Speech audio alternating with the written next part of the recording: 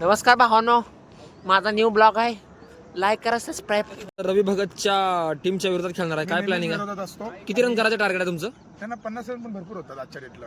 जयदा, तुम्ही आणि पंकज एकामेकाच्या विरोधात कधी खेळला नाही, पण आज प्रॅक्टिस मॅचला विरोधात खेळणार आहे, तर काय स्ट्रॅटेजी असणार आहे तुमची? काय नाही, त्याला जास्त स्कोर करायला देणार. अण्णा, आज जी मॅच आहे पंकज वर्सेस रविदा, ही भीषण मॅच आहे. तुम्हाला काय वाटतं आज काय होईल मॅच मध्ये? रवीला आम्ही याला हरवायचा प्रयत्न करणार आहेत. आम्ही रवी सला माणूस पैसे खाणारा माणूस आहे, टीमचे पैसे. मला असं वाटतं की पंख्याची वाजवली जाणार. पंकज वर्सेस रवी भाऊ, कडक मॅच. पहिलाच रिवर्स खेचलेला आहे. कृष्णा भाऊ वर्सेस त्यांचा मुलगा, खूपच चांगली मॅच. पहिलाच बॉल आणि हा इन्सा. तुम्हाला पहिलाच बॉल तुमच्या मुलांना डॉट काढला, तुम्हाला कसं वाटते? आता होतं का? बंद कर. तुम्हाला काय वाटते सर? कृष्णा चव्हाण वर्सेस त्यांचा मुलगा, 2 बॉल डॉट गेले. देशाचा जो स्वभाव खेळ आहे त्या खेळानुसार खेळत आहेत.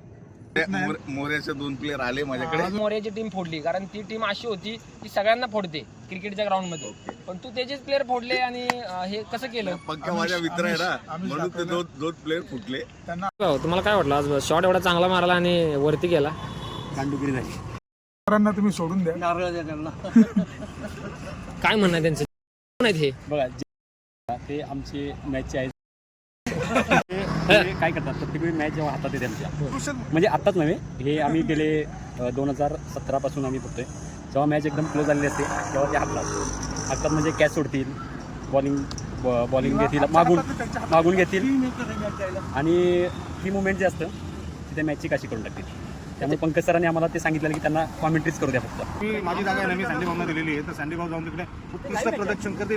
सँडी भाऊ, तुम्ही आज लेट आलेला आहे आणि एकदम चकाचक हिरो सारखं दिसताय. रजनीकांत, काय म्हणणं तुमचं? मॉर्निंगला आंघोळी करून येत नाही, पण आज म्हटलं आंघोळी करून झालं. आज गाण्याने सांगितलं आंघोळी करून आहे. आपली नवीन टीम रेडी झालेली आहे.